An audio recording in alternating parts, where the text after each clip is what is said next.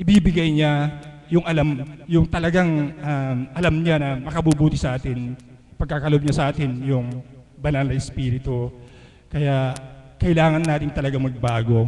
Siyasatin natin yung ating puso kung nakalaan na ba sa Kanya yung puso natin o sa kabila pa. Hindi natin pwedeng dayain ng Diyos. Alam niya, nababasa niya ang lahat ng laman nating puso. Kung ano yung itinanim ng tao, iyon ang aanihin natin. Kaya sikapin natin na yung butil ng kabutihan, ng kabanalan, ang ating itatanim. Maraming salamat po. Salamat po kapatid sa iyong binahagi. Yan ang tinatawag na napakahina ko man pero malakas. Yung po ang ibig sabihin ng mahina siya sa mga physical na katawan pero malakas po siya sa spiritual. Yun lang po ang pinakamaganda na hiwati ko po sa kanyang binahagi. Ang susunod po natin magbabahagi sa pong pagbibigay ng awitin ang ating kapatid na Tita Myrna.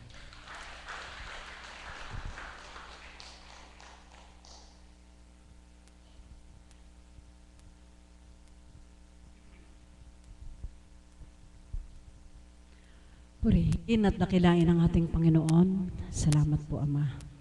Salamat po sa iyo. Muli po, Ama, samot dalangin ko, manguna't maghari po kayo sa aking pagbabahagi ng awit. Pagharian niyo po ako, manguna ang kalooban mo at hindi ang saga ng akin. Salamat po, Ama. Pagpalang umaga po sa ating lahat. Mga minamahal ko mga kapatid, ganda ng tema, ano po, pagbabago. Kumusta po sa ating lahat, lalo na po sa mga bagong kapatid. Marami po bang bago? Marami po bang bagong dating ngayon? Marami po tayong babaguhin ng Panginoon, ano po. Bago po ako tuwirang mag-alay ng awitin, mayroon lamang po akong nais itanong. Sino po sa inyo ang walang kasalanan? Kasama po ako doon. Kumikinig po ako pero hindi po ako makapagtataas ng kamay. Yun po ang katotohanan, mga minamahal ko mga kapatid. Lahat po tayo'y makasalanan. Ako po'y makasalanan. Talamak sa kasalanan sa unang buhay, maraming karumal-dumal na pinagdaanan. Talamak. Kaya,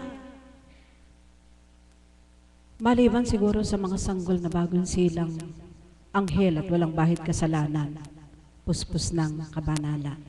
Wala, mga kapatid. Kaya po, ano man ang ating naging kasalanan sa unang buhay, halos hindi na mabilang sa ating mga daliri. Wala nang pagsidlan yata sa impyerno at sa purgatorio ang ating mga kasalanan. Kapag tayo po nagbalik loob, lumapit sa Panginoon, humingi tayo ng kapatawaran, manigluhod tayo ng buong katapatan, naniniwala po ba kayo na patatawarin tayo ng Diyos? Palakpakan po natin ang Panginoong Diyos na buhay. Salamat. Ngayon, mga minamahal ko mga kapatid, kasama ang aking sarili, kapag binago na tayo, maging ako, Ama, kapag binago mo na, nanigluhod ako at lumapit sa iyo. Mayroon kang ine-expect mula sa akin. May ine-expect si God mula sa ating lahat. Ano po kaya yung ine-expect ni God? Magbago na po tayo. Kahirap pong pumalakpak, ano po? Maging ako, kahit wala akong hawak na mic, di ako makapalakpak ng todo. Kasi tao'y marupok. Subalit yun po yung ine-expect ni God. Magbago. At kahit na po ano ang ating naging kasalanan, maniwala po tayo, manalig. Sa ating katapatan, patatawarin tayo ng Diyos. At kapag tayo pinatawad ng Diyos, Ano pa po yung isang inaasahan ng Diyos mula sa atin? Doon na po papasok yung tema ni kapatid na Eloy. Magbago na po tayo. Magsumakit na po tayong magbago upang yung ating mga kahilingan ay ating makamtan. Sapagkat ang Diyos ay mabuti. Hindi niya sinino at tiningnan kung sino tayo sa ating unang buhay, sa ating pagkatao, maging sa pangkasalukuyang ating tinatahak. Hindi tayo tinitingnan ng Diyos, kundi yung patuloy nating pagsusumakit na makapagbago. Maraming salamat po mga kapatid. Palakpakan nga po natin ating Panginoong Diyos na buhay. At muli po sa pagkakataong ito, isang lumang awitin na sa tuwina ay pinaawit sa akin ng Panginoon para po sa ating lahat. Maging sino man tayo ay patatawarin tayo ng Ama kapag naramdaman ng Diyos ang katapatan sa ating mga puso. Amen po ba? Salamat po.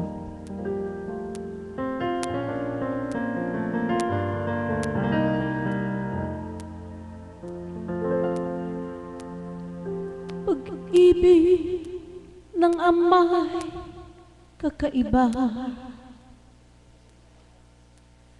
Di niya tinitingnan nagawang kasalanan.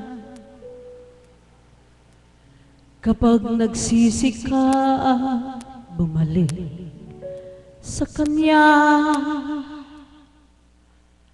Patatawarin ka maging sino ka man. Huwag kang malumbay, aking mahal. Kasalanang ginawa ay pagsisiha. At kahit ano pa ang iyong nakaraan, mamahalin ka niya maging sino ka man. Ninamnam po ba niyo yung lyrics? Uulitin ko po uli. Ano po? Hindi ko po alam bakit niloob ng Amang awitin ko ng walang tugtog. Siguro po para tuwirang maunawaan natin yung nilalaman ng awitin. Ano po? Uulitin ko po uli. Eto po, bakit po kaya may mga anghel sa harapan? Napakabuti ng Diyos. Kung gigitna po kaya ako dito, mapapasama ako sa mga walang bahid kasalanan. Anghel na anghel. Kaya po pala hindi muna natuloy yung awitin eh. Wala po silang bahid kasalanan sapagkat sila yung mga anghel. Amen?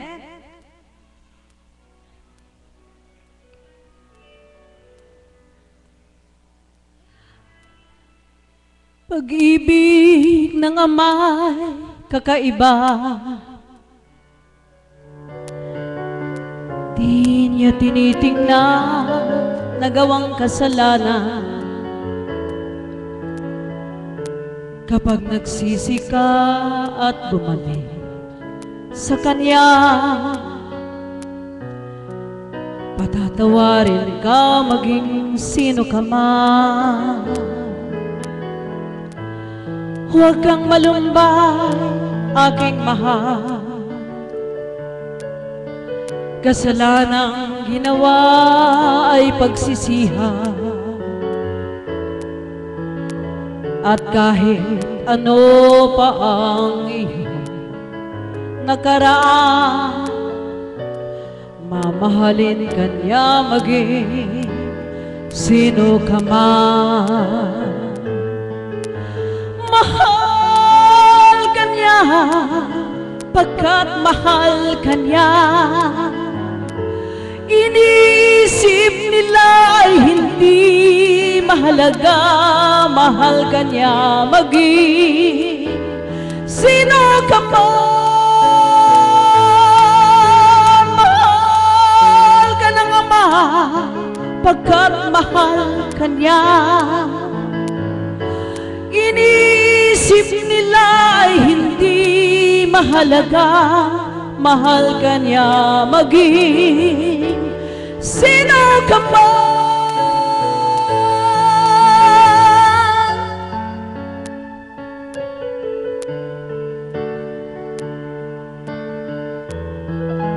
Napakabuti po ng Panginoon, kaya kung tuwirang nanamnamin natin ang awiting ito, magkakaroon tayo ng takot na hindi sumunod sa Diyos. Sapagkat napapatawad niya kahit gaano tayo makasalanan.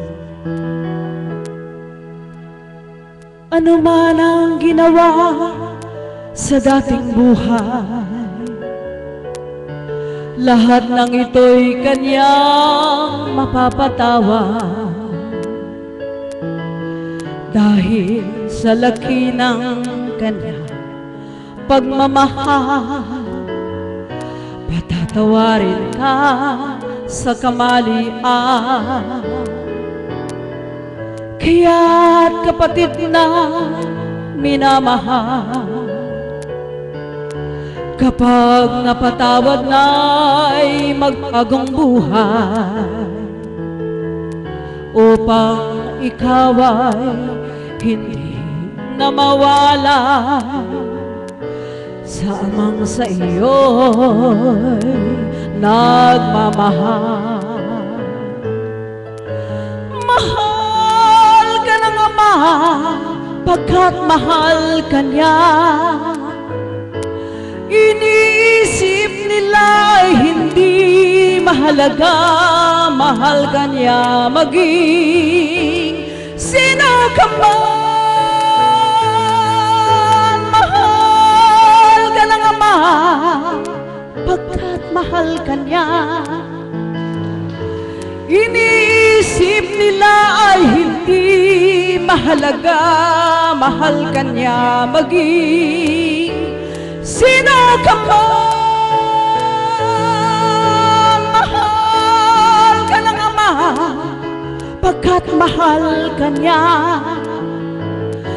Iniisip nila ay hindi mahalaga, mahal ka niya maging sino ka man.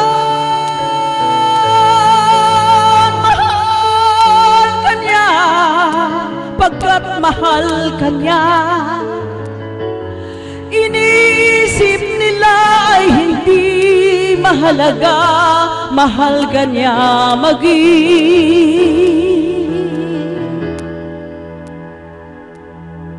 sino ka man.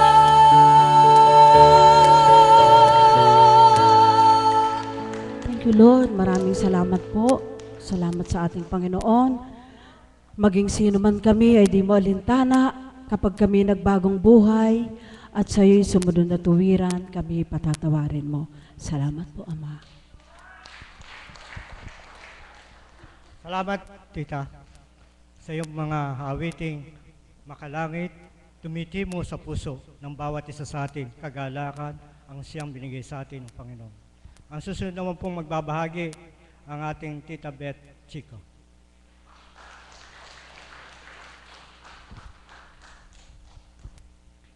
Salamat pong muli aming dakilang Ama sa araw na ito. Sa muli pag-aakay mo sa mga anak na pinili mo upang makapiling mo sa banal na lugar na ito. Batid niyo po ang kanilang mga layon. Nais silang gumaling ang kanilang mga karamdaman. Nais silang maging magaan ang mga problemang dinadala nila sa kanilang buhay. Nawa po ay hindi sila mabigo sa pagtungo sa banal na lugar na ito, na sa pag-uwi nila, umuwi sila ng may galak sa puso't kalooban, sapagkat mararamdaman nila ang wagas na pagmamahal na mula sa iyo. Nawa po'y wag silang mabigo at maramdaman niya kayo bilang Diyos na buhay, nakikilos sa kanilang buhay. Amen. Pagbabago, yan po yung tema. Madalas na po itong maging tema ng ating talakayan. Subalit bakit paulit-ulit na ibinibigay sa ating mga kapatid na nagpapacilitate dito sa gitna? Bakit po kaya? Bakit po kaya yung temang yan paulit-ulit na binibigay sa mga nagpapacilitate upang maging tema at pagsalu-saluhan ng mga anak na pinili niya na makarating sa banal na lugar na ito? Palagay nyo bakit? Ayun po, sabi po ni Mother, disappointed pa daw po ang ating Panginoon. Sapagkat sa kabila ng mga aral na ating naririnig, hindi pa rin daw tayo nagbabago. Tanggap niyo po ba yon? Tanggap niyo po? O marahil po, sapagkat ang Diyos po ang nakababatid ng ating puso't kalooban. Ang kaibuturan ng ating puso ay tanging siya lamang ang nakakaalam. Kaya alam niya kung araw-araw nandirito ka, araw-araw nakikinig ka, pero may kulang pa rin, hindi pa rin ganap na nagbabago. Kanina po narinig ko po kay Sir sa kanyang pagbabahagi na sa dating buhay, siya daw ay sugarol, sa Ilasengo, meron siyang hindi binanggit na isa, ano po kaya iyon? ABS. ABS. ABS. Alak, babae, sugal. Hindi po niya nabanggit yung B. Ano? Siguro po hindi niya ginawa iyon. Napakaswerte po nung kanyang asawa.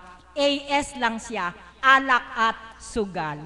At ang mga babae naman, kung ang mga lalaki ay ABS, ang mga babae naman ay CBN. Ganda, ano? ABS, CBN. Ano naman yung CBN? Chismosa, bungangera, nagera. Ganyan po ang mga babae, di ba? Chismosa. Pakitaas nga po ng babae rito hindi chismosa. Ano po ang turo ng banal na espiritu tungkol sa chismis? Sabi po ng banal na espiritu, kapag ang dalawang tao ay magkausap at pinag-usapan nila ang isang taong hindi nila kaharap, kayo ay isang chismosa. Tanggap nyo ba yun? Kaya mag-ingat po kayo, uulitin ko po. Pag dalawa o mahigit na kayong nag-uusap, at ang pinag-uusapan ninyo ay ang taong hindi ninyo kaharap, sorry to say, chismosa ka, chismoso ka. Yan po ang turo ng banal na espiritu. At bungangera, totoo po yun.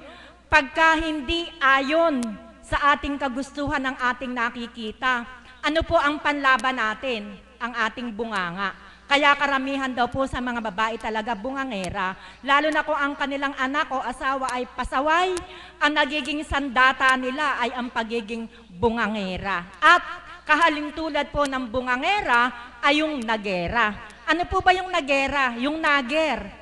Naku, yung mga anak po natin inis na inis sa mga nanay Bakit po? Sinasabi, naku si Nanay Eka paulit-ulit. Paulit-ulit Eka ang sinasabi. Kasi nga po'y nager. Ang nager, ang isang gustong sabihin, hindi nasasabi ng minsan lang, paulit-ulit na sinasabi. Ganun po ba kayo mga nanay? Aminin po natin, marami po sa atin ang talagang nagera. Alam niyo po, nang isilang po tayo, nang isilang ka sa mundong ito, nang isilang po tayo at tayo bininyagan, pinagkaloob po sa atin ng ating Panginoon ang banal na espiritu. Sa pagbibinyag po, sinasabi po ng pare, binibinyagan kita sa ngalan ng Ama, ng Anak, at ng Espiritu Santo. Ang Espiritu Santo ay pinagkaloob sa atin. Kaya lang, nagkaroon ng problema habang tayo lumalaki. Ano po ang problema? Sila po, kung nabinyagan na, yung mga anghel na to, nabinyagan na po. Pag po nabinyagan na sila, yung pong Espiritu Santo, pagkakaloob sa kanila sa pamamagitan po ng sakramento ng binyag. At ang Espiritu pong ito ay pinanahan na sa atin. Sapagkat ang nais ng Panginoon, tayo ay lumaki, tumanda, na maging kawangis niya. Kaya ang Espiritu Santo ay pinagkaloob sa atin. Subalit, hindi nagtagumpay ang ating Panginoon na ang banal na espiritu ay manahan sa atin. Nagtagumpay po ba sa inyo ang Panginoon na hanggang sa ngayon ang banal na espiritu ay nasa sa inyo pa? Ibig sabihin, kung ang banal na espiritu ay nasa sa atin, hindi tayo nagkakasala. Kapag tayo ay nagkasala na, ang banal na espiritu wala na po sa atin. Ano po ang nagiging sanhi para tayo magkasala? Ang mga nangyayari sa ating kapaligiran. Amen? Yung environment po natin, yung kapaligiran natin, ang isa sa mga napakalakas na faktor para po ang banal na espiritu na pinagkatiwala sa atin ng Panginoon ay mawala sa ating pagkatao. Sapagkat ang tao ay mahina. Napapatalo po tayo sa pag-aakay ng demonyo. Tumutugon tayo sa demonyo. Kapatid na Lando, gagamitin ulit kitang halimbawa. Noong mga panahon po na yon, sabi po niya, ang banal na espiritu wala sa akin. Pag-araw na may sabong, 100% nandoon siya sa sabungan. At hindi pa siya masisiyahan. Pag wala siya mapuntahan sa sabungan, pupunta siya sa mga sugalan. At kasabay ng kanyang pagsusugal, ang paghitit ng sigarilyo. Tama po ba ako? Pasensya na po, humihingi pa ako ng kapahintulutan sa inyo. Ibig po sabihin, yung banal na espiritu na pinagkaloob sa kanya, nang siya'y binyagan, hindi na maintain. Bakit? Natalo siya sa mga galaw ng mundo. Naakit siya sa panawagan ng demonyo. Subalit salamat, mayroong naganap sa buhay ng ating kapatid. Nagkasakit po ba kayo? Kaya kayo nakarating dito. Ang kabiyak ng puso ninyo. Ang kabiyak ng puso niya ay nagkasakit. Tumayo ka nga kapatid. Ito po ang kabiyak ng puso ng kapatid na Lando. Siya po ang ginamit na kaparaanan ng ating Panginoon. Nagkasakit siya. Kaya sila ay nakarating dito. Na si kapatid na Lando, dati naghahatid lang, walang masyadong pakialam. Subalit, kumilos ang Diyos sa kanyang pagkatao. Narinig niya ang aral ng banal na espiritu at nagkaroon siya ng interes upang kanyang mapakinggan at mula noon nabuksan ang kanyang puso't kaisipan kaya siya ay ipinanganak na muli. Ano po ang ibig ko sabihin ng pinanganak na muli? Pinanganak siyang muli. Ang kanyang espiritu ay muling binuhay ng ating Panginoon. Palakpakan po natin ang ating Panginoon. Kaya mga kapatid, huwag kayong malumbay. Ba't po kayo nandito? May bukol. Obviously, may bukol po sa leeg. Ang marami po dito sa atin ay nakarating dito dahil sa kanilang karamdaman. Amen po ba?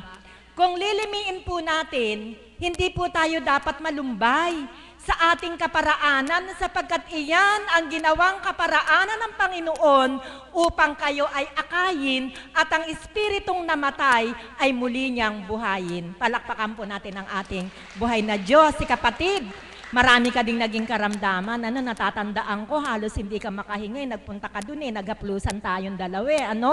Sa makatuwid, siya po ay nakarating dito dahil sa kanyang karamdaman. At nandahil doon, nagkaroon siya ng pandama na araw-araw ay magpunta na siya rito.